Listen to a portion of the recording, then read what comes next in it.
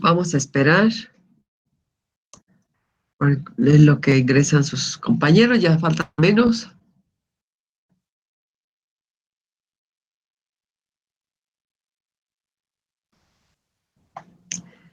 Tenemos que aplicar un examen, jóvenes.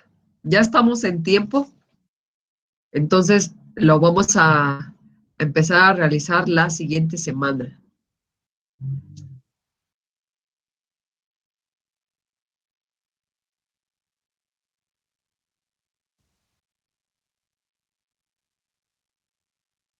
Va a ser igual que el semestre pasado.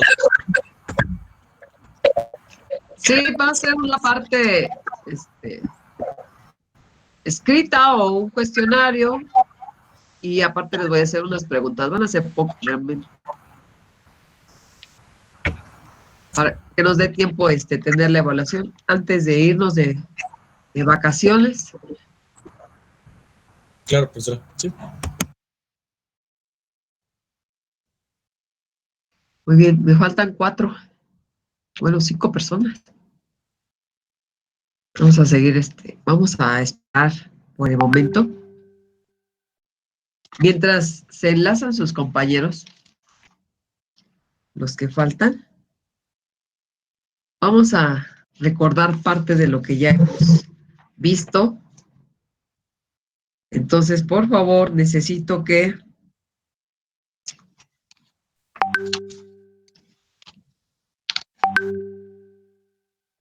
abra su micrófono. Paulina.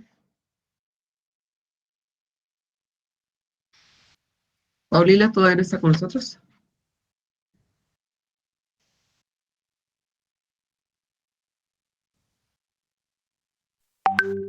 Kevin Bautista. Aquí, maestra. Estoy aquí. Sí, gracias, ya te escuché. Kevin. Mande. ¿Cuántas variables hemos visto? Perdón. ¿Cuántas variables? Las que recuerdo es viscosidad, densidad. Hemos visto también peso, concentración, que es densidad. Hemos visto medidores de velocidad, como es el giroscopio y el tacómetro.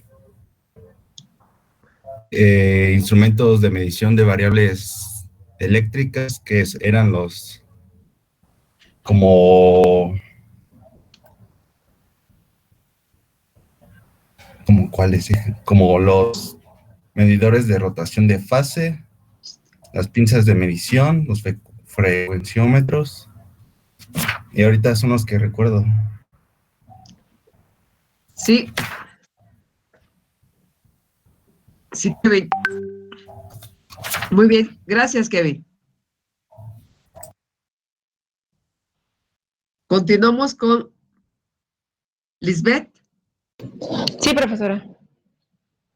Lisbeth, ¿qué instrumento? Sí. Acuérdate tú de un instrumento que podemos utilizar para medir la densidad. Pues justo el que estábamos platicando el día de ayer, el de caída del balín. Ese nos va a igual servir para medir la densidad. Se trata de que es como un tubito en el cual va a contener el líquido que vamos a medir, y en la parte de adentro se va a encontrar como una tipo bala, la cual va a tener cierto peso para que al momento de girar podamos medir la densidad dependiendo del tiempo en el que tarde en caer la bala. Bueno, ese nos es útil, pero para medir la viscosidad. Ok.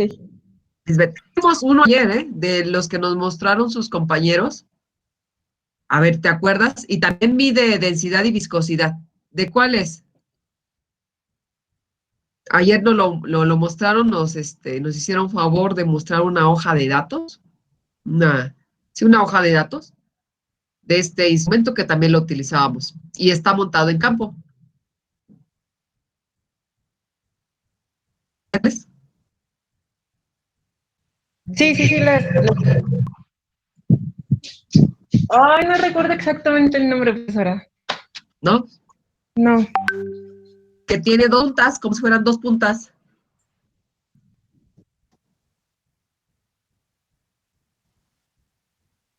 ¿No, Lisbeth? No, profesora, perdón.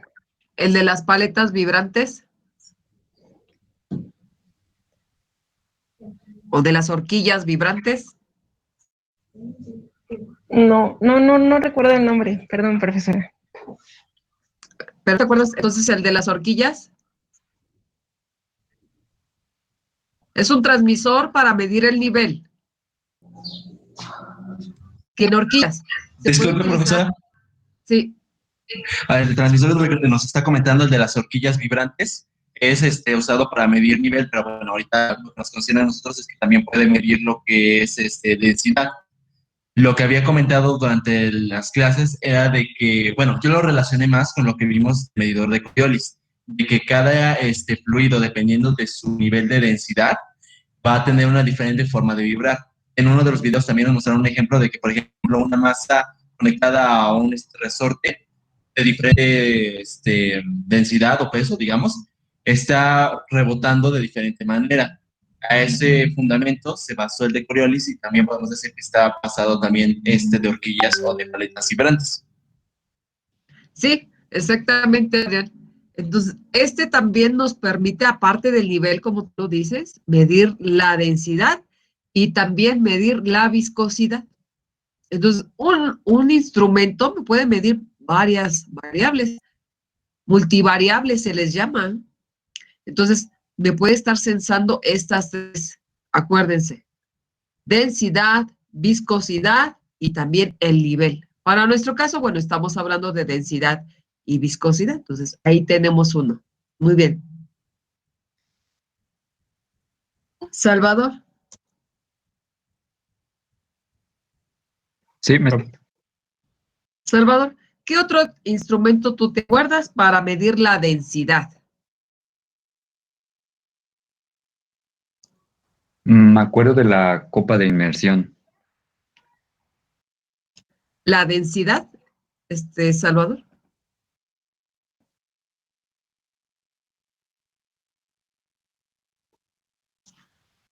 Ah, no, ese era de viscosidad. Entonces el de densidad puede ser el tipo Coriolis. Tipo Coriolis, lo que estaba ahorita comentando igual, Adrián, tipo Coriolis. ¿Qué otro? A ver, el de tipo Coriolis, ¿qué me mide? ¿Es un medidor de qué tipo? Salvador. Es un medidor es un caudalímetro, pero Sí. obviamente puede medir la densidad y también puede medir me parece que igual la temperatura. Correcto.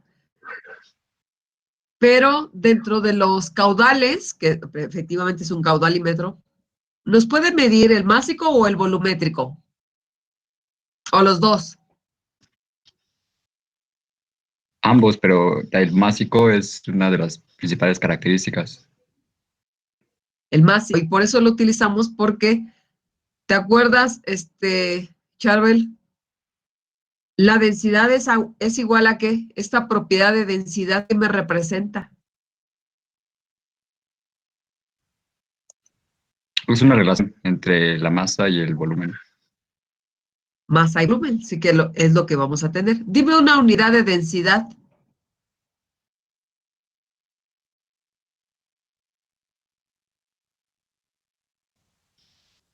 Hay,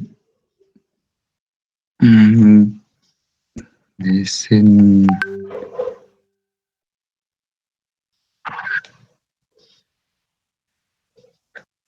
no sé si me acuerdo que eran los grados API. Sí, es una unidad de densidad. Grados API para lo que son los productos del petróleo, derivados del petróleo. Muy bien. Lisbeth, dinos otra unidad de densidad, por favor.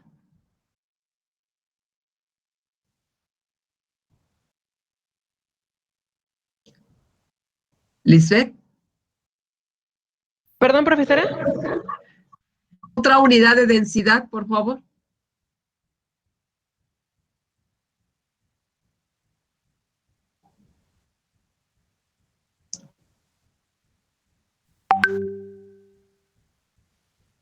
Es que no escuché qué dijo mi compañera, la verdad se me está cortando un poco el internet. Ah, él nos dijo, dentro de la unidad de densidad, nos dijo grados API. Tú dinos otra unidad distinta a esos grados API.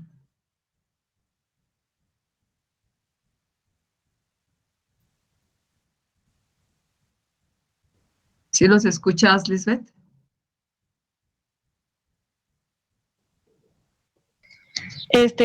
¿Puede ser, profesora, gramos por litro?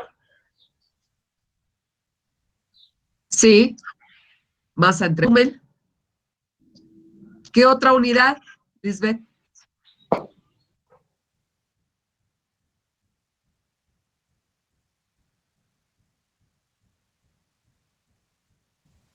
Mol litro o partes por millón también puede ser, ¿no? Bueno, Sí, es correcto porque son unidades igual de concentración, así es que si el objetivo es medir la densidad, voy a estar midiendo en automático un valor que se refiere a una concentración. Entonces, cuando yo tenga la necesidad de hacer esa medición, perdón, voy a estar midiendo densidad, que es lo mismo que la concentración. Muy bien. Seguimos con José Roberto.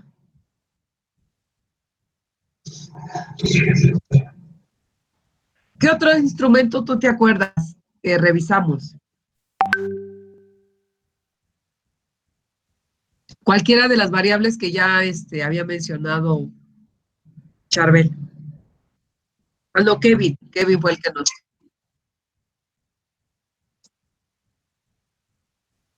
Sí, que nos... Sí,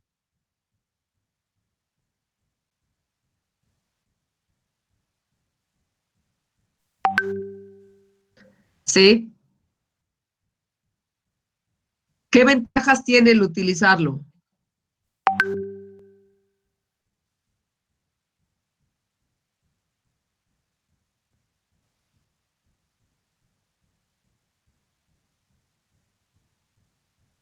¿Correcto? Tiene algo más todavía más interesante. ¿Te acuerdas qué es?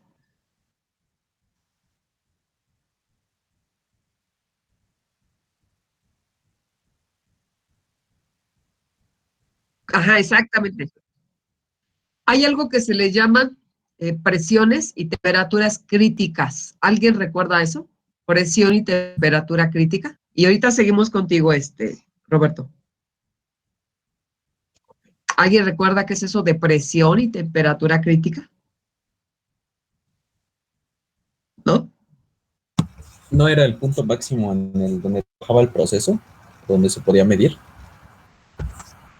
Donde se podía medir. No, no necesariamente donde se pudiese medir. Es cuando ya no se puede medir. Cuando ya no Ya no se puedes puede hacer una medir. medición. Cuando ya no puedes hacer una medición. Bueno, ok. Está relacionado con eso que acaban ustedes de comentar. Yo hablo de, o cuando hablamos de condiciones. Toshiro, ¿quieres comentar algo? Sí, no es cuando va a cambiar de fase, por ejemplo, nuestro líquido está a un punto de cambiar de fase, entonces puede ser que esté entre dos. Exactamente. Voy a tener más de una fase. Son condiciones críticas porque, como decía su compañero Ricardo, no voy a poder detectarla. Si mi instrumento está especificado para detectar el nivel, pues lo que voy a buscar es el nivel del líquido. Pero ¿qué tal si llegó a un punto donde ese líquido se convierte en gas? Ahora me va a medir solamente el nivel de ese líquido, pero no el nivel del gas o de lo que yo tengo aquí. Entonces, hay algunos instrumentos que no lo pueden hacer. Por eso se vuelve crítica, porque por eso es que no puedo yo medir la presencia de dos fases. Sí mido una, pero en ocasiones puede ser que mi instrumento no me mida la otra fase. Sin embargo, el que estábamos revisando, el que nos está comentando ahorita su compañero Roberto, tiene esa característica, que nos puede medir por lo menos la presencia, en este caso de dos fases que podemos tener ahí. A ver, Roberto, entonces cuando hablamos de presiones críticas, y temperaturas críticas porque es el punto donde tengo un cambio de fase, donde yo puedo tener un líquido y puedo tener gas. Por eso se vuelven críticas para los instrumentos, para detectarlos. Porque hay algunos que nada más me detectan una fase y la otra no. Por eso se dicen que tenemos condiciones críticas. Pero a ver, continuamos con Roberto. A ver, Roberto. Entonces, estábamos diciendo que tiene una característica especial, que puede detectar las fases. ¿Te acuerdas el video que revisamos, que vimos? Que es el separador. Sí.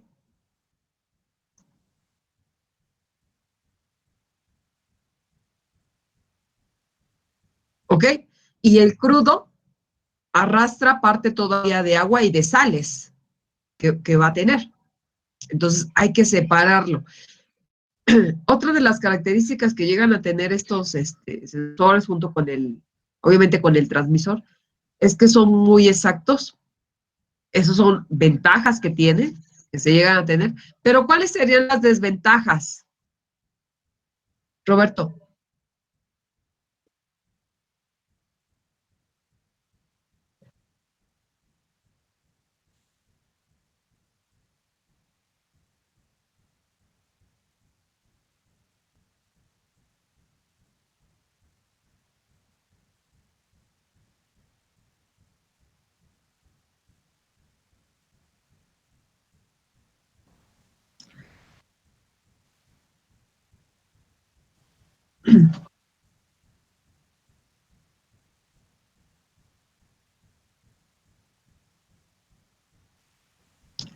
Así es, tarda demasiado tiempo. Entonces, por ahí ya teníamos el dato, ustedes ya lo tienen por ahí anotado. ¿Cuánto tiempo tarda, por ejemplo, en degradarse lo que es el cesio, que es un elemento radiactivo? Hay algunos que son un tiempo corto, hablando de 30 a 35 años, pero hay algunos otros donde el tiempo de vida es mucho más largo. Entonces, sí, los efectos que puede provocar en cuanto a contaminación del ambiente, no nada más es del aire, sino igual hasta del suelo, del agua, pues puede ocasionar problemas y sobre todo los problemas que tenemos igual de salud, ¿no? Al estar expuestos a estas radiaciones. No sé si ustedes, si el semestre pasado les envié o les dije acerca de un video que está relacionado con la información que pues recabaron en cierto momento. Es un documental que habla lo que es el desastre de Chernobyl. No recuerdo. Pero voy a, lo busco y se lo subo en el Claro cuando tengan ustedes oportunidad o si tienen ustedes oportunidad igual de buscarlo para que ustedes lo vean, ¿no? El desastre de Chernobyl. Y lo mismo con el desastre, Ricardo. Perdón, se perdió mi micrófono. Okay. Y lo mismo, hubo un accidente igual, ya tiene años, que se le conoce, o ustedes lo pueden buscar así, desastre de Gopal. El desastre de Gopal fue provocado, bueno, es lo que dice el video, ¿verdad? No lo puedo yo afirmar. Entonces, dentro de lo que provocó el accidente, es que fue una mala, ¿cómo se llama? Más bien, no colocaron un disco de ruptura. No cerraron la válvula y a la hora de darle mantenimiento, limpieza las tuberías, se introdujo el agua e hizo reacción con unos solventes que se utilizan para fabricar fertilizantes. Entonces búsquenlo, se llama Desastre de Gopal. Dentro de ese documental van a aparecer ahí un cuarto de control ya bastante viejo, pero sin embargo que en ese cuarto de control las agujas de los manómetros estaban dando lo máximo, se estaban moviendo, pero nadie le hizo caso, ¿no? Pensaban que todo estaba funcionando bien, que no había ningún problema, pero todo fue provocado por eso, ¿no? En la limpieza de las tuberías no se tuvo la precaución de cerrar el ducto y el problema es que las tuberías también se estaban tapando, y en lugar de salir el agua, se regresó por las tuberías. Entonces, son desastres, jóvenes, que han provocado muchos problemas, sobre todo muertes y generaciones de enfermedades, que también de alguna manera, pues esto, aunque decimos que es lejos, que ocurre lejos, pero nos llegan, finalmente nos llegan. Ariel ya nos mandó aquí. Yo les iba a decir que para que se hiciera más ameno, que vieran la miniserie de Chernobyl de HBO. Y dura 5 horas, 6 horas. Y Uy, está entretenida. sí, es bastante tiempo. ¿Cuál es, Ricardo? A ver, anótalo en el... Así se llama Chernobyl y es de HBO. Es una miniserie. Ok. Aquí Ariel ya nos mandó uno. Vamos a abrir el de Ariel. Nada más quiero revisarlo y les comento para que después ustedes que tengan tiempecito, lo puedan ver. Déjenme abrirlo.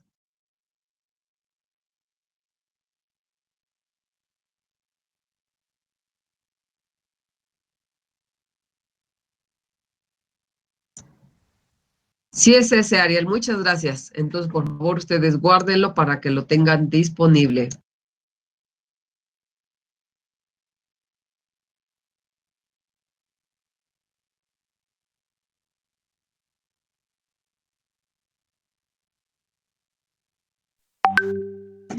Sí, sí es ese. Véanlo cuando tengan tiempecito, véanlo. Pero vamos a continuar porque se nos va aquí el tiempo. ¿Paulina está con nosotros? ¿Paulina? ¿Todavía no? Ah, Paulina, ¿no puedes abrir tu micrófono, Paulina?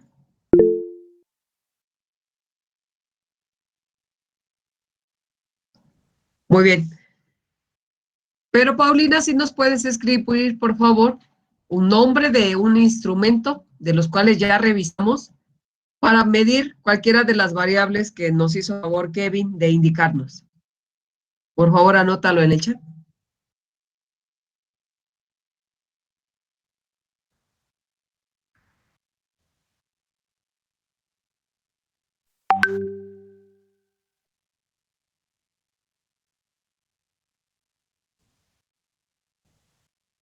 Paulina, de cualquiera de los que hemos visto, por favor.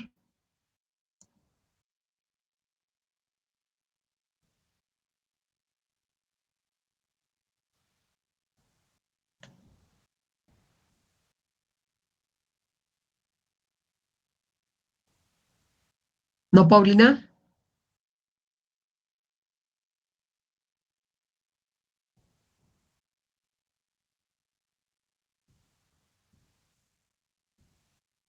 Bueno, ahorita mientras nos lo manda tu compañera.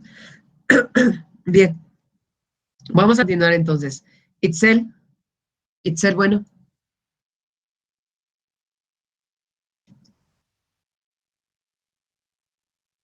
tampoco está Itzel.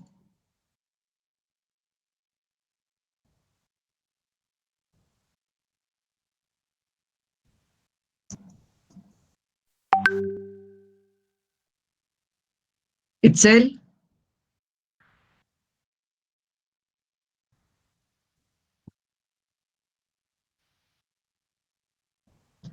Paulina, para medir la densidad, cualquiera de los que vimos, de las variables que ya hemos revisado, cualquiera, Paulina, no importa que no sea de densidad.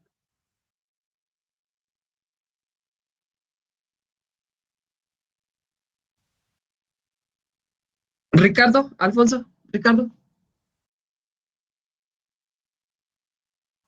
Presente, maestra. Ricardo, ¿qué otro instrumento? Ya nos puso aquí Paulina el aerómetro. Iba a decir el mismo. Ah, bueno, pues a ver, adelante. Recuerdo que era un tubo donde con base en un líquido se basaba en lo de la densidad relativa, ¿no? Que es determinar la densidad de un líquido en base a otro. Y teníamos en un líquido con un fondo de plomo. No es un líquido, no es un vástago, ¿no? Que era de vidrio y que su parte interna tenía plomo y que tenía la función de que cuando metiéramos, no es el vástago el que metíamos, perdón, el líquido quedara suspendido y en base a una gradación que teníamos ahí determinábamos la densidad que tenía el líquido. Sí.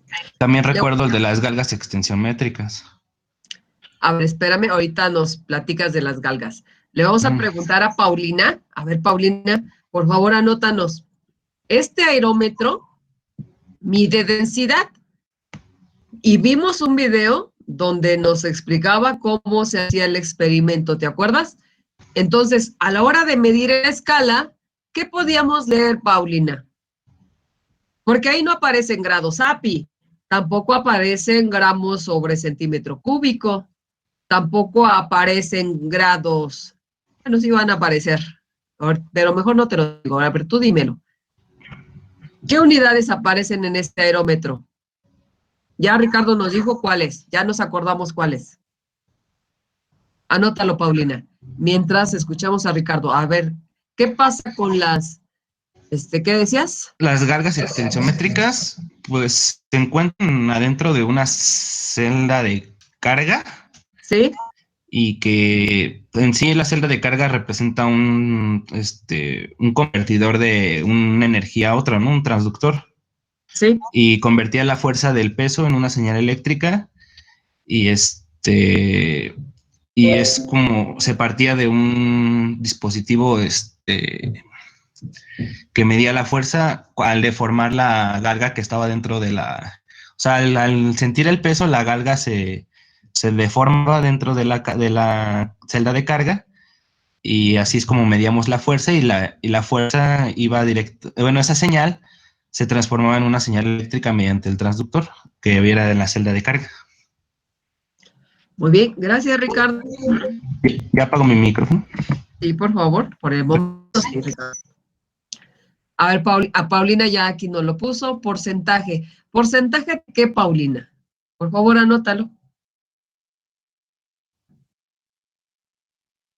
Ya nos explicó entonces Ricardo esas celdas de carga. Muy bien, sí, Paulina, de alcohol, exactamente. Un porcentaje de alcohol. Los porcentajes también son concentraciones y también son densidades. Ok, ese es un instrumento montado en campo. ¿Qué nos está poniendo aquí Adrián? A ver, Adrián.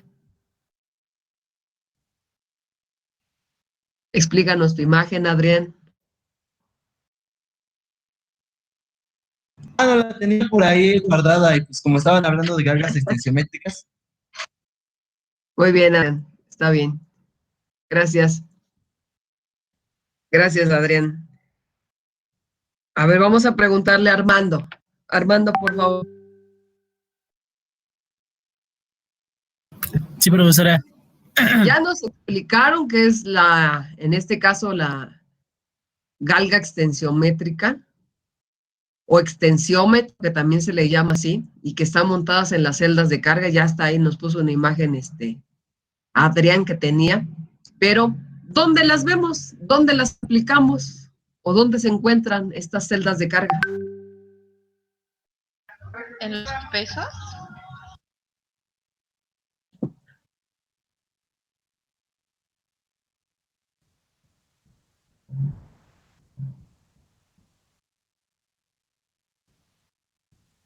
Ay, se había apagado el micrófono. Sí, a ver, dinos, Armando. Por ejemplo, podemos utilizarla cuando queremos pesar algo, ¿no? En las básculas. Sí. Ahí es donde se utiliza.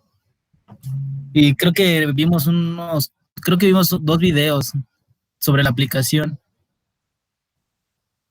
¿En dónde más los encontramos?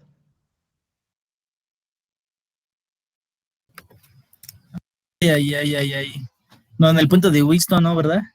Creo que no. Es el principio de funcionamiento, sí, el puente de Winston. Pero la aplicación.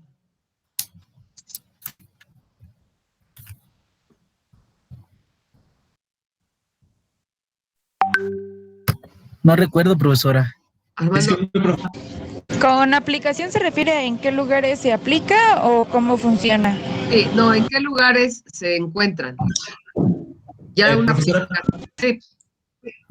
Bueno, las galgas extensiométricas se ocupan, bueno, para empezar, lo que nos consideran nosotros son las mediciones que estuvimos revisando del peso y existen muchos otros instrumentos de otras variables que ocupan un principio de trabajo con la galga extensiométrica.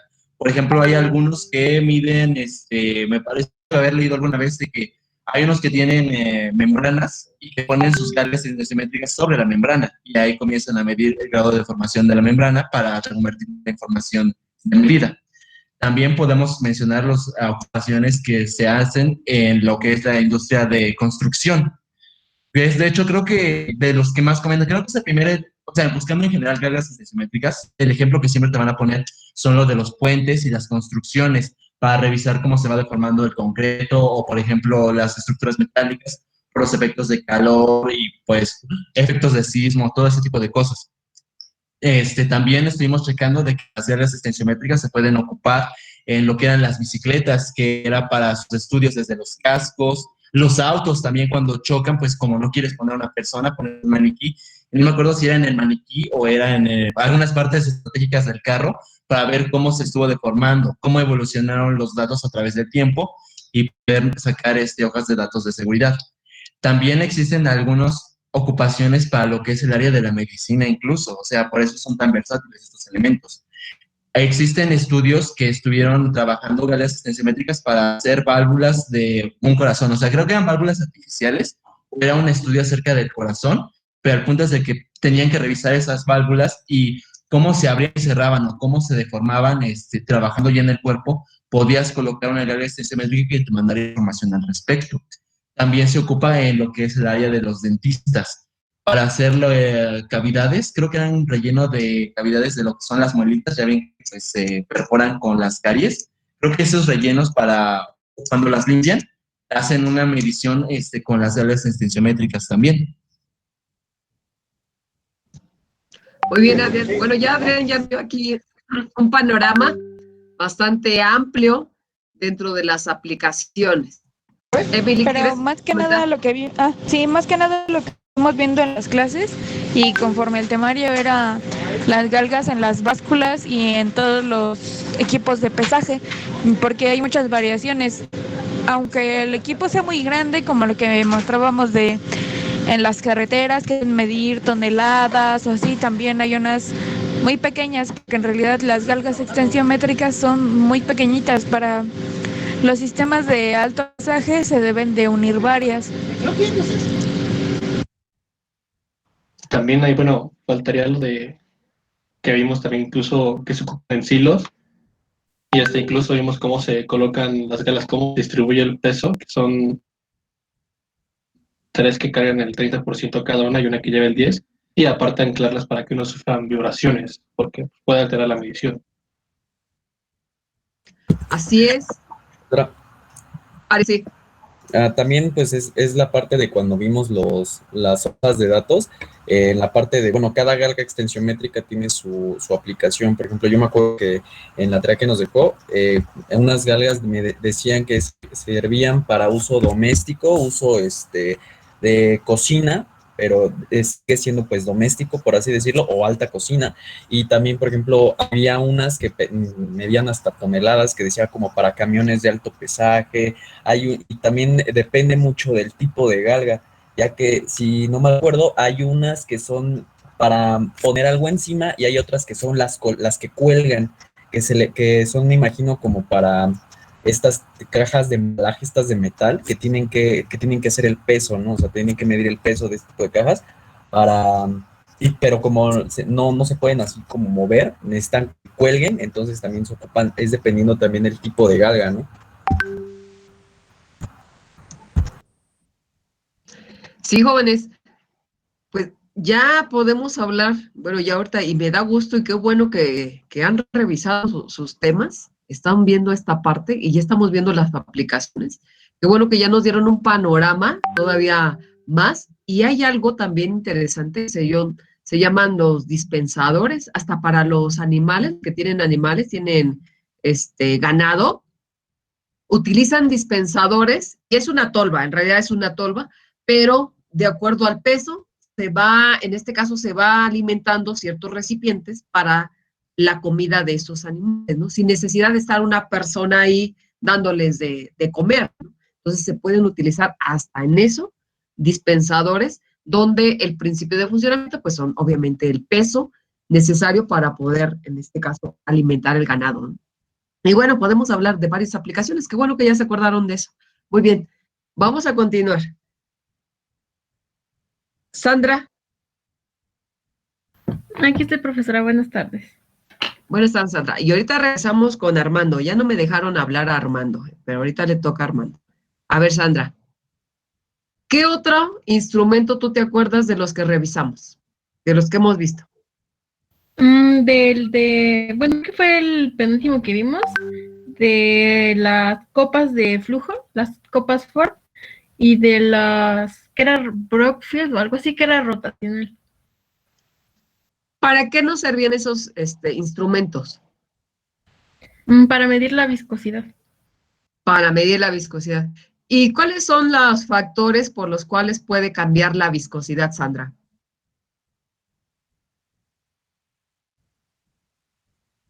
Pues es por las características del fluido en sí, ¿no? Por su concentración podría ser, o su densidad. Hablamos de viscosidad, ¿eh? Es una propiedad física.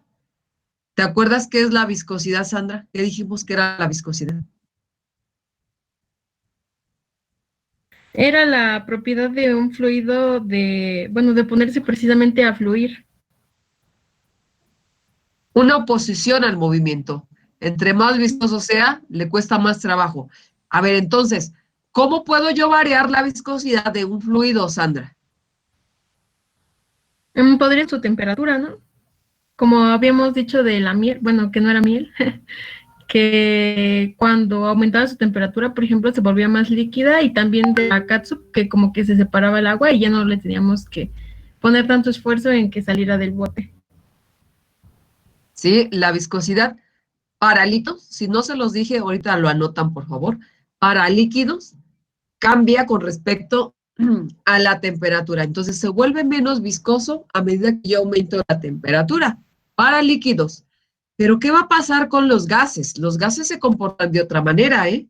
Si yo aumento la temperatura de un gas, jóvenes, voy a aumentar la viscosidad. Por favor, pónganlo y subrayenlo. Si aumento la temperatura de un gas, aumento su viscosidad. Eso hay que tomarlo en consideración.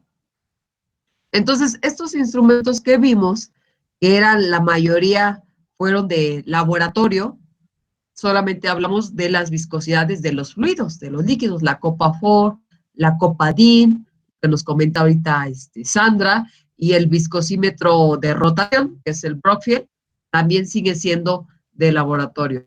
Sandra, ¿qué unidad tú te acuerdas de viscosidad? Vimos los poise o centipoise, Pascal por segundo y creo que Newton por segundo sobre metro cuadrado. Bueno, esas son de las que me acuerdo ahorita. Sí, son las unidades de viscosidad. Y hay una viscosidad llamada, bueno, se le conoce como viscosidad dinámica, la que nosotros estamos comentando. Pero hay otra que se llama viscosidad cinemática. ¿Te acuerdas, Sandra? Sí, según yo de esas son los centipoise. Ok, pero de esa viscosidad cinemática, ¿cómo la obtenemos? Era la viscosidad absoluta entre la densidad. Ok, entre la densidad. Muy bien. Gracias, Sandra. Ahora me regreso con Armando. A ver, Armando, ya no te dimos oportunidad de comentarnos. Armando. Sí, profesora. ¿Qué otro instrumento tú te acuerdas, Armando? ¿De cualquier variable? Sí. Podemos, si nos vamos a la variable de velocidad, está el tacómetro. También está el giroscopio, ¿no? Giroscopio, sí. ¿Qué dijimos Sí. de ese giroscopio, Armando?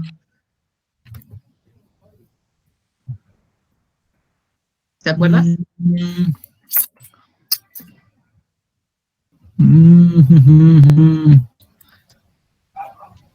Es que, por lo que tengo entendido, ese dispositivo se puede decir que es como mecánico, ¿no? Porque sí, para medir y mantener o cambiar una orientación.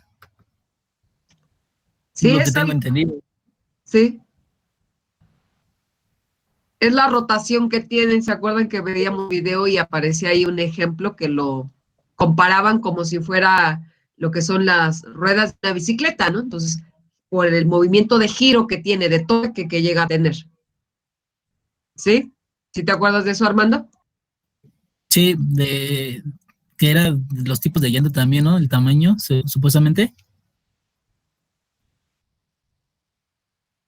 ¿Has tenido una espía, Armando? Perdón, ¿podría repetirlo? Que si has tenido un spinner. No.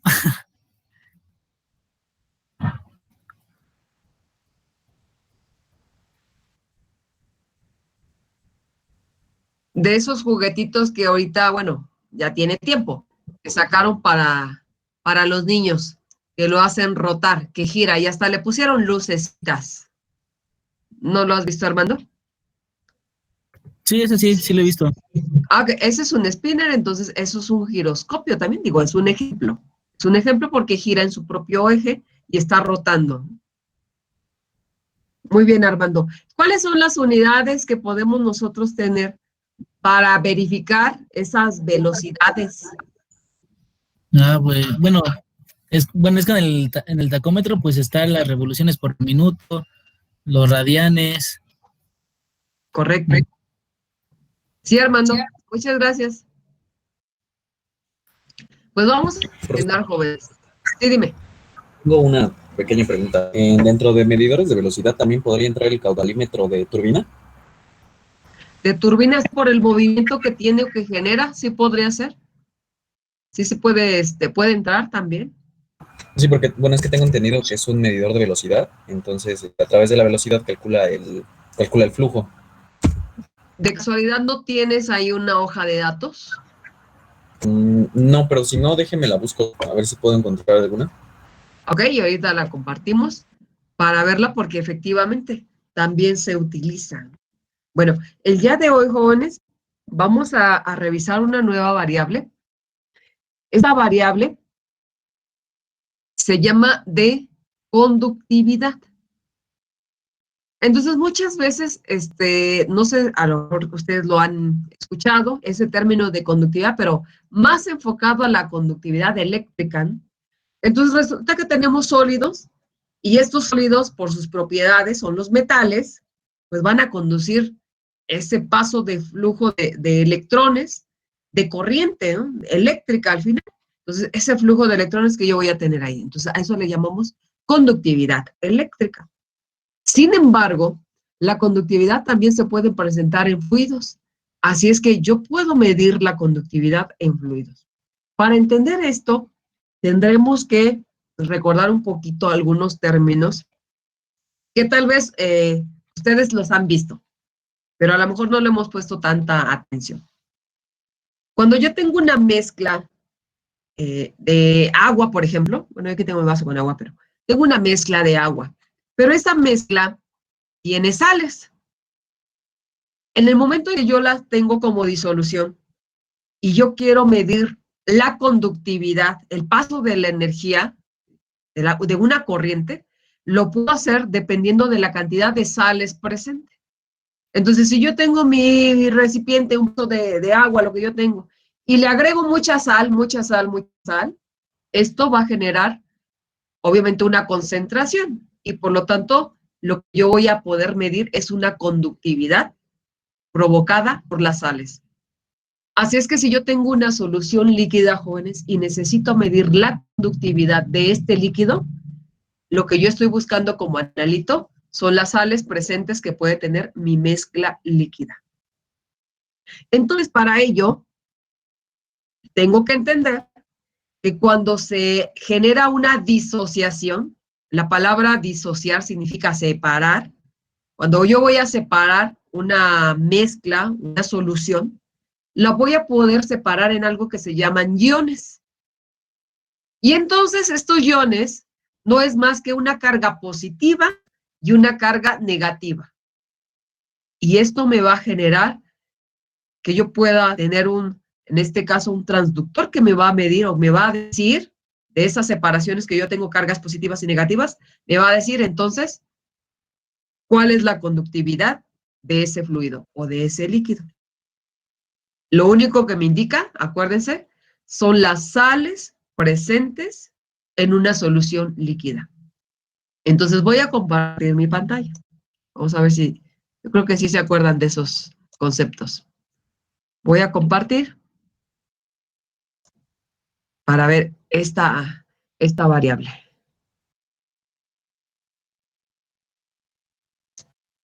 Por favor, anótenla en su cuaderno, es una nueva variable, hay que revisarla. Entonces vamos a partir de los conductores que yo les acabo de decir, que son los sólidos, los metálicos, ya sabemos el flujo de electrones que puede pasar, pero ahora vamos a ir con los líquidos. ¿Qué pasa con los líquidos? En los líquidos yo voy a tener estos famosos iones, cargas positivas, cargas negativas, y me podrían preguntar, bueno, ¿y de dónde salieron esas cargas? Cuando tenemos nosotros la molécula del agua, obviamente estos átomos que los estoy uniendo para formar la molécula, cada átomo va a tener una carga. Y acuérdense que cuando unimos diferentes átomos, o de hecho podemos unir el mismo átomo, voy a formar moléculas. Para unirnos, necesito que ambos tengan cargas opuestas para poderse unir. Porque si tienen cargas iguales, acuérdense, se repelan. Voy a tener cargas tanto positivas y negativas y voy a poder hacer estos famosos enlaces que yo tengo.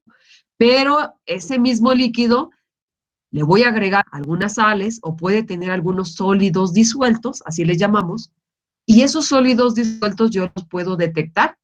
¿Por qué? Porque va a haber una disociación, va a haber una separación y entonces voy a tener ahora que separar esas cargas, esos iones llamados cationes y aniones. Entonces, por favor, hay que ir escribiendo, vamos anotando lo que ustedes tienen en la pantalla, por favor, para que no se nos olvide.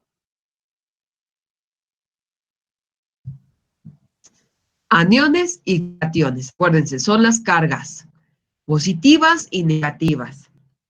Las positivas nos van a decir que son iones positivos, cationes, llamados cationes. Las cargas negativas se les conocen como aniones.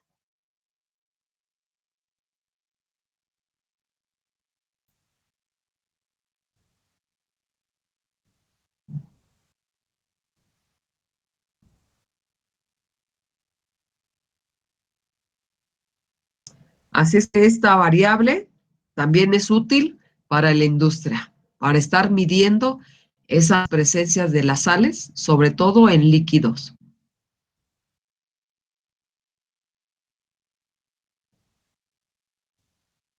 Me indican cuando terminen, por favor. Y si tienen alguna pregunta igual, díganme.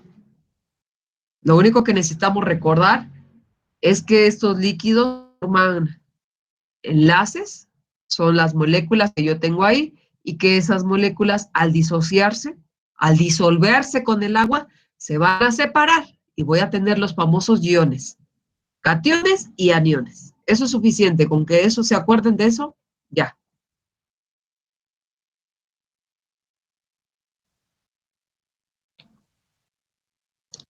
Para que eso se cumpla debe de estar disociado, debe de estar en un líquido. Si no está en un líquido, no voy a poder disociar, no voy a poder separar.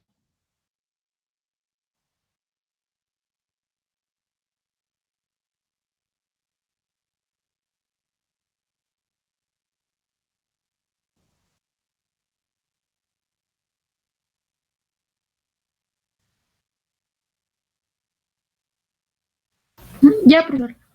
Sí, gracias.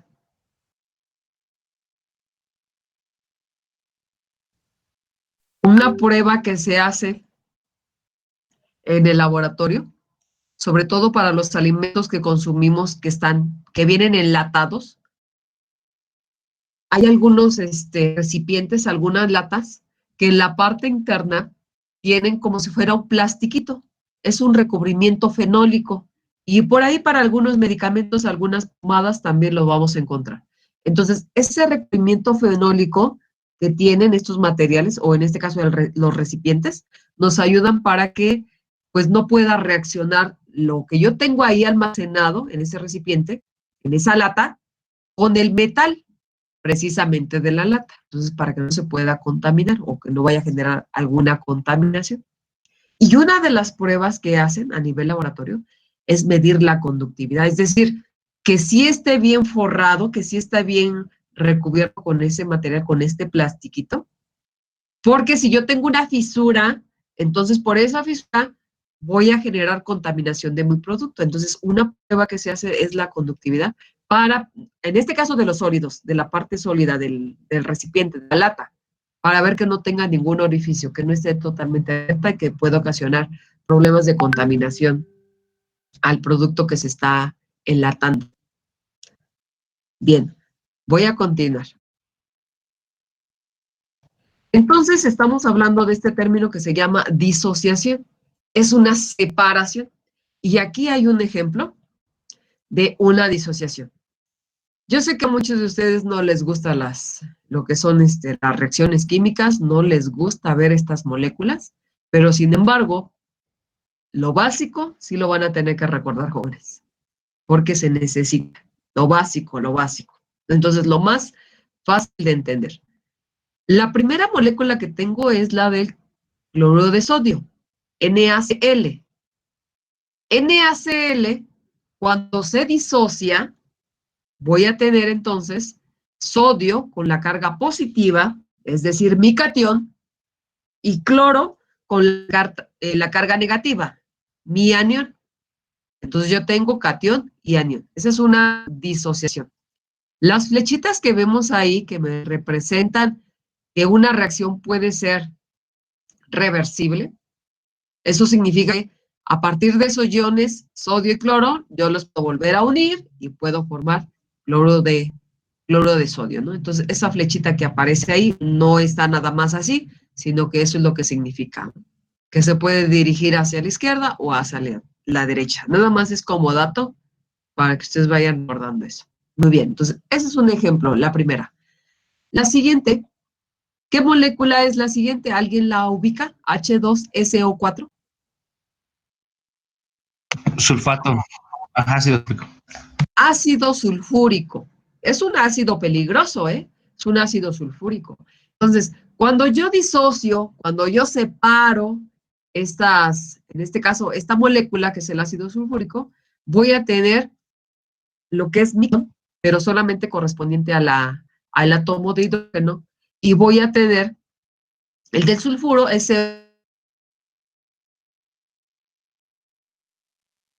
Sí, gracias.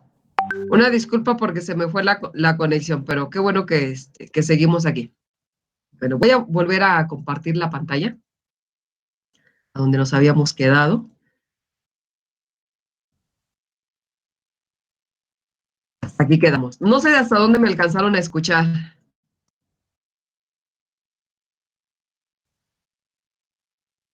No, nos estaba comentando de que esos elementos son, no son reversibles, que tenemos la posibilidad de ir de un lado a otro, y ya había comentado unas cuantas cosas más, pero luego se empezó a cortar. Ok, sí, gracias. Entonces, esos son ejemplos de lo que es la disociación, y aquí hay diferentes moléculas, las cuales se pueden utilizar o podemos observar esta separación de los iones, tanto la carga positiva o negativa. Entonces, les pedí, por favor, que anoten nada más como ejemplo, para que lo tengan ustedes ahí en su cuaderno, la disociación del agua. Porque esta disociación del agua, pues obviamente vamos a tener la carga positiva, que es el catión del hidrógeno, más la carga negativa, que es el anión de la molécula, o en este caso del OH. Entonces, anótenla. Esta la vamos a utilizar después cuando veamos lo que es pH, la variable de pH. Entonces, la vamos a necesitar. Muy bien. Entonces, vamos a continuar. ¿Qué analito estoy yo buscando con la conductividad? Yo lo que busco son estas sales, es decir, estos iones presentes en una solución líquida. Para que ocurra la disociación debe de ser líquida, si no, no puede ocurrir una disociación. ¿Vale? Entonces, para que lo tengamos en consideración, por favor. Entonces, vamos a tener aquí cargas de iones, estas moléculas que acabamos de ver, y las observamos, todas las positivas, llamadas cationes, y todos los negativos, llamados aniones. Bien, cuando ustedes hacen mucho ejercicio, jóvenes, y empezamos a sudar, perdemos en el sudor, perdemos sales de nuestro cuerpo. Entonces, por lo regular, para poderla recuperar esas sales, ¿qué es lo que tenemos que hacer? Algunas ocasiones nos recomiendan utilizar o más bien tomar líquidos que contengan sales o altos niveles de sales. No sé si alguien conozca algún líquido que tenga sales presentes, que podamos consumir. Pues el Powerade, ¿no? Y el Gatorade, que son exactamente para eso, ¿no? Son electrolitos, exactamente. Entonces, les llaman Todos los sueros, electrolitos. ¿no? Los sueros, exactamente, también. Entonces, son electrolitos, son soluciones que tienen la presencia de estas sales. El cuerpo necesita sales. El cuerpo tiene sales, jóvenes, puede ocasionar problemas, hasta nos puede dejar paralíticos, ¿eh?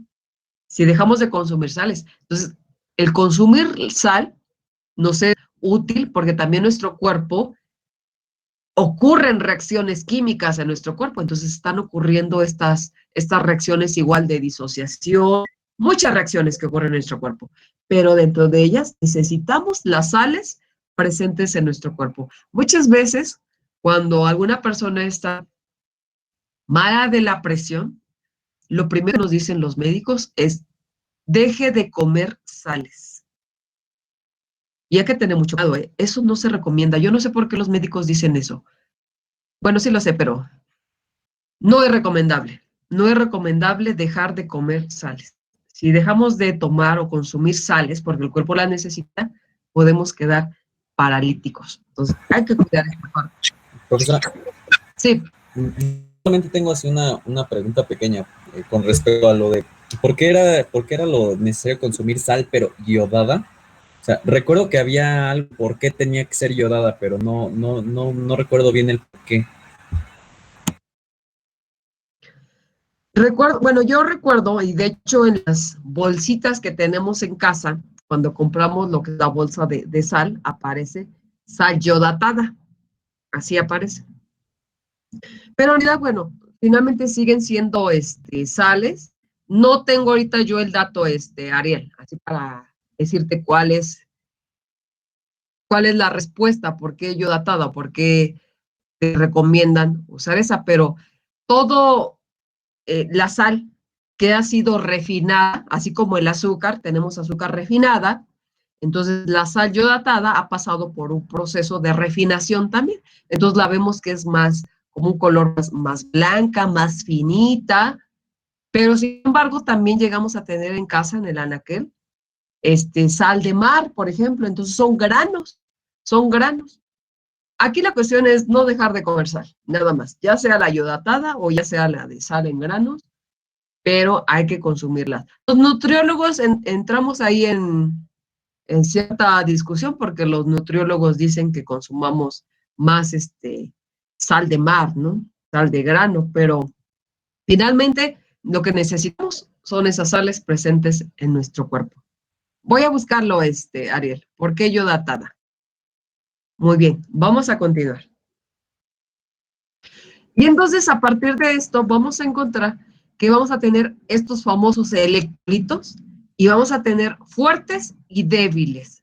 ¿Qué significa eso de electrolitos fuertes?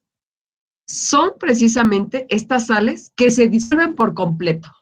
Es decir, vamos a tener una disociación por completo de estas sales en una solución. Y a esto, jóvenes, lo vamos a traducir a un valor alto de conductividad.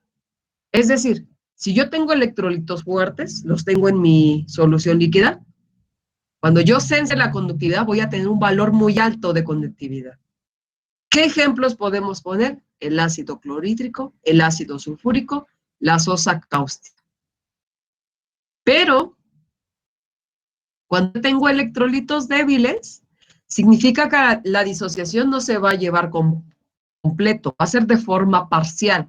No todo se va a disolver o a disociar en el líquido. y entonces eso nos genera un valor de baja conductividad. ¿Qué pueden ser? Por ejemplo, aquí puse algunos, lo que es el ácido acético, el ácido cítrico y la amonia o amonio, que se llama. Y un electrolito muy débil, es el agua pura. ¿Por qué el agua pura? Pues porque no tiene o está libre de sales, ¿no? Libre de sales. Ahora ya encontramos, igual en el mercado, que nos venden botellas de agua o agua embotellada. Dice, libre de sales, ¿no? Cuando sabemos que la sal es necesaria, entonces todavía hasta sacan agua libre de sales. Pero bueno, es un agua pura que la vamos a necesitar, sí, no para nuestro cuerpo. Vamos a necesitar un agua libre de sales. ¿En qué aplicación? ¿Alguien se acuerda de un equipo, de una operación unitaria, que necesito verificar las condiciones de calidad del agua que yo voy a alimentar para ese equipo para que funcione adecuadamente? ¿Alguien se acuerda? La caldera. La caldera, exactamente, exactamente.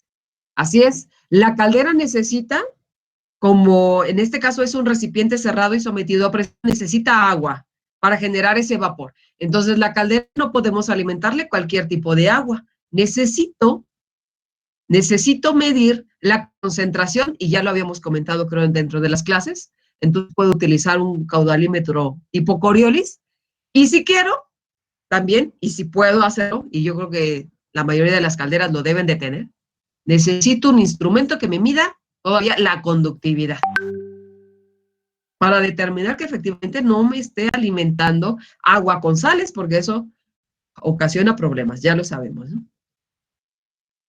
Entonces, por favor, anoten electrolito fuerte, electrolito débil y los electrolitos muy débil, es decir, sin presencia de sales.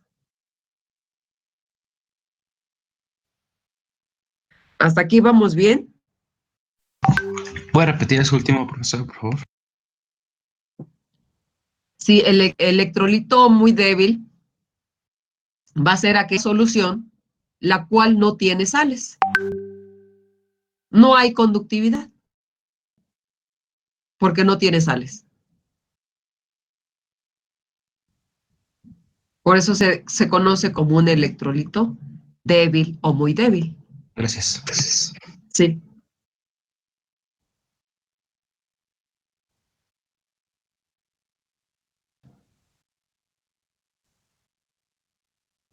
Entonces, a quien se le haya ocurrido embotellar agua y ponerle la etiqueta y decir que está libre de sales, y quien no sabe, pues obviamente la va a consumir, ¿verdad? Pero realmente nuestro cuerpo sí necesita sales. Muy bien, ¿puedo cambiarle? Bueno, terminen y ahorita le cambio. Terminen de copiarlo, por favor.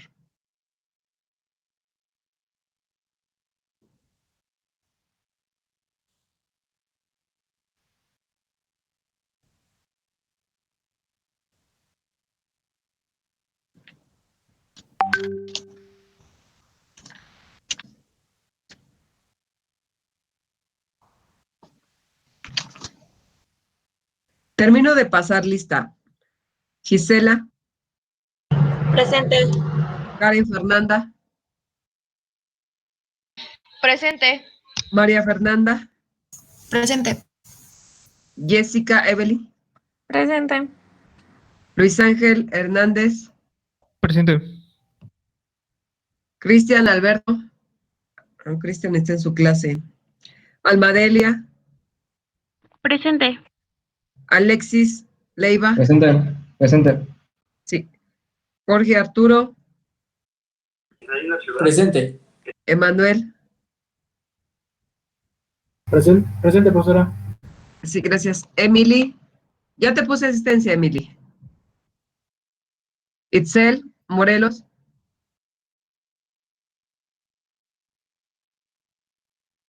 Itzel Morelos. Itzel Bueno. ¿Alguien puede leer? Sí, ¿lo puedes leer, por favor? Itzel Morelos dijo presente. Ah, gracias, Arturo. Gil Alexis. Presente. Adrián ya está. Abdiel. Presente. Sí. Arturo. Presente. Rosas. Rosas. Presente. Arturo Toshiro. Presente, maestra. Josué Emanuel, sí. Presente, profe. Nacía. Presente. Max. Presente. Arlet. Presente. Sí, gracias, Arlet. ¿Puede continuar, jóvenes?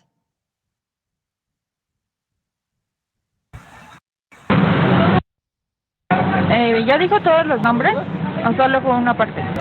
No, ya está todo. Ya estás tú también, Emily. No te preocupes. Ah, gracias. Sí, es que no escuché mi nombre. Sí, sí, Emily, no te preocupes. Continuamos. Resulta que la molécula del agua, les dije que se puede disociar y se puede autodisociar. ¿Qué significa esto? Que a partir de la molécula del agua ya tengo hidrógeno y OH, ya tenemos los iones, pero a partir de esos iones que ya obtuve, ahora me puedo ir y generar otra molécula, otro ion, más bien es otro ion. Cuando yo combino el hidrógeno con el agua, voy a generar H3O, y a esto le llamamos autodisociación del agua. Se vuelve a disociar. Hay que tomar en consideración, jóvenes, que el agua, bueno, ahorita lo estamos hablando y lo estamos platicando de la conductividad, de esas sales presentes en el agua, pero también vamos a llegar a una variable que se llama oxígeno disuelto, que a partir de la molécula del agua voy a tener otro oxígeno más. Entonces, no olvidemos esta parte, ¿eh? Bien.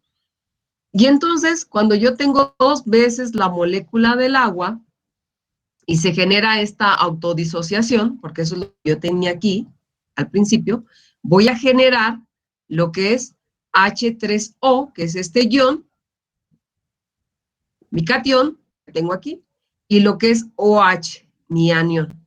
Entonces, por favor, nada más anótenlo igual. Cuando yo tengo 2 veces la molécula del agua, ¿cómo se genera esta autodisociación?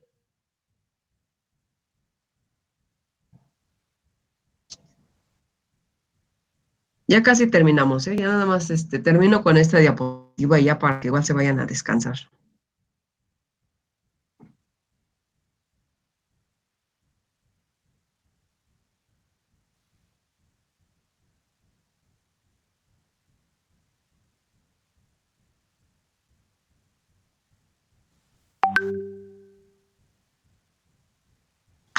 Hay un término que se llama solubilidad.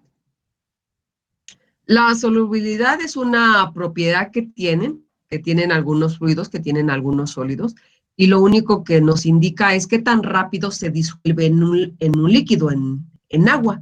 Entonces, de acuerdo a esto, vamos a tener ciertas concentraciones, y hay algo que también se le llama constante de disociación. Qué tan rápido se genera esa separación de las cargas positivas y negativas.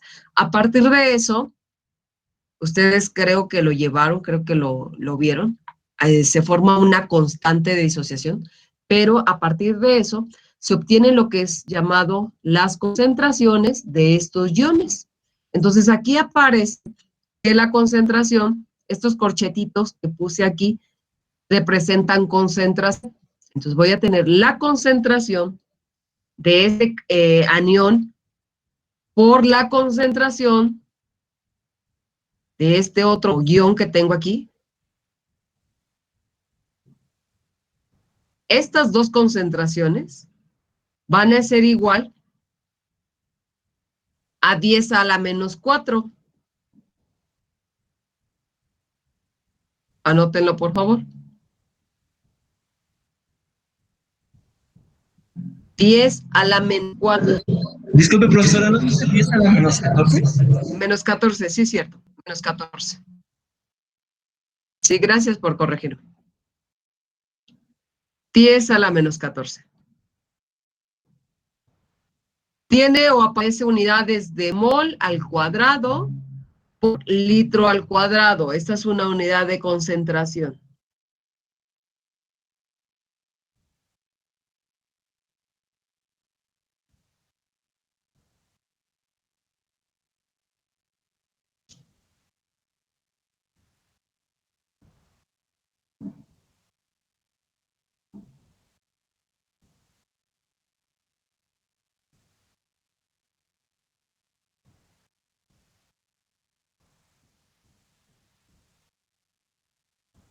Y cuando mencionamos de una, o hablamos de una solubilidad que pueden tener estos sólidos en un líquido, vamos a llegar igual a estas soluciones puras, que ya habíamos nosotros hablado, donde no tiene presencia de sales, y ahora su concentración va a ser igual a 10 a la menos 7, es decir, la mitad de la que teníamos nosotros anteriormente.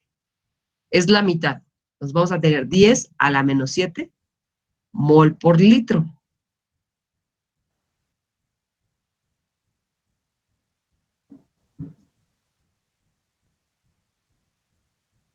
Y vamos a anotar lo que aparece abajo. Conductividad total es igual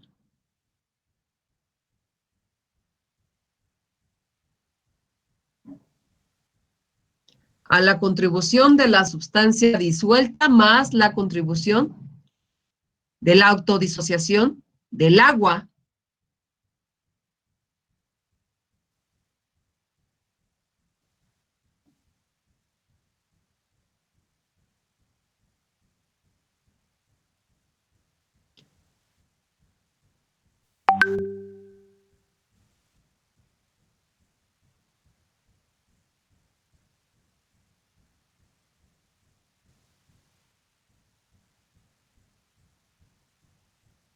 Dijimos que en la última, ¿verdad? Esta la vemos mañana.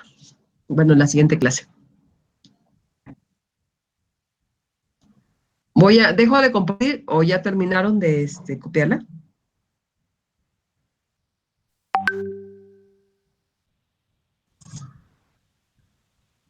¿Ya? Ok. Este 14 y este 7 no hay que perderlo de vista. Esto nos va a ayudar después para sacar la escala cuando veamos pH. Este 7 y ese 14. Bien, dejo de compartirla.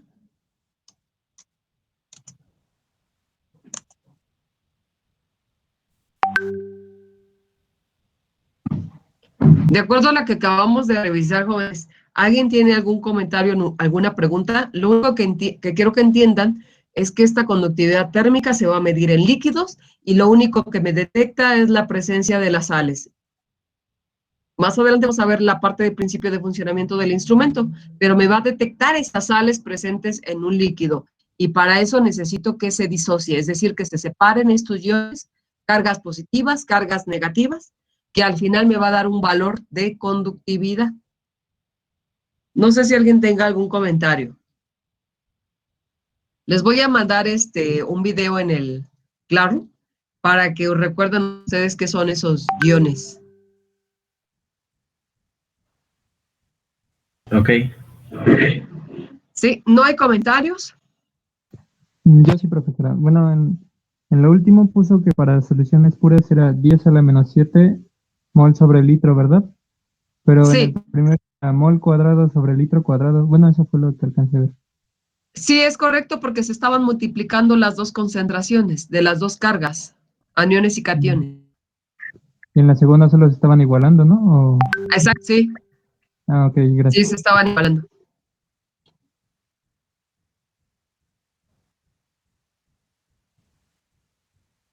¿No hay comentarios? Bueno, entonces, hoy es miércoles. El día lunes y el día martes, jóvenes, vamos a hacer este examen. Entonces, les voy a pedir, por favor, que los primeros 15 que yo voy a nombrar ingresan el día lunes y los otros, por favor, el día martes. Para ello también necesito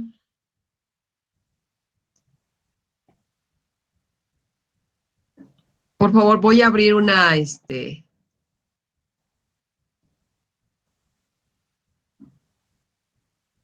tarea. Y en esta tarea solamente necesito que ustedes, por favor,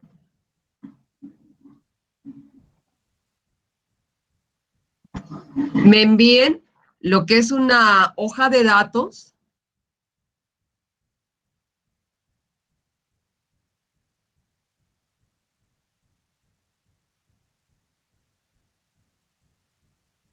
de una variable que hayamos visto.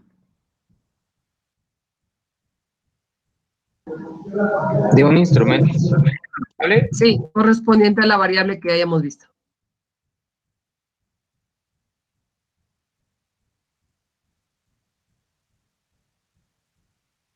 Maestra, ¿podría repetir eso, por favor? Sí, necesito la hoja de datos del instrumento que se necesita para medir una de las variables que ya hemos revisado. Esta de conductividad, conductividad no, de las anteriores, de las que hemos revisado.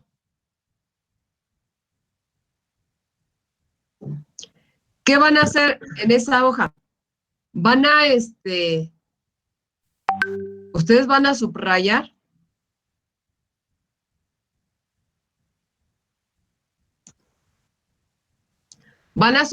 por favor, lo que son los rangos de medición, obviamente la variable que se va a medir.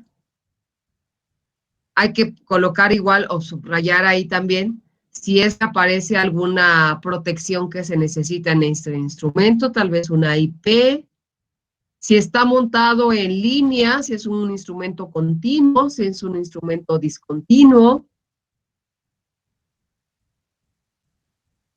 Si la variable se ve afectada por la temperatura, entonces ahí debería aparecer el rango de temperatura.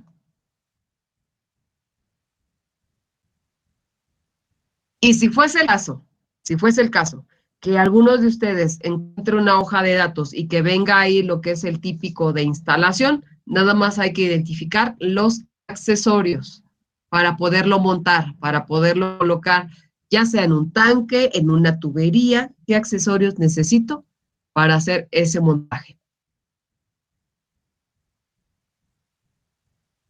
Recordando, jóvenes, que todos los instrumentos debemos de tener una protección, una puesta a tierra. Entonces, por ahí igual, si aparece en su hoja de datos, rayenla para que ustedes lo tengan.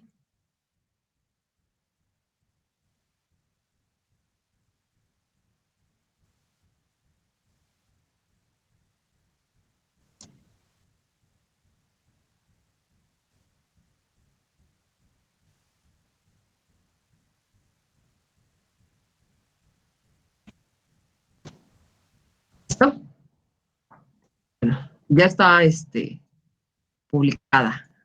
Le puse tarea primer departamental. Entonces, para que por favor suban esa hoja de datos de uno de estos instrumentos. Entonces, paso lista, los 15 primeros que les diga, bueno, ya pasé lista, son los que van a presentar. Empezamos por...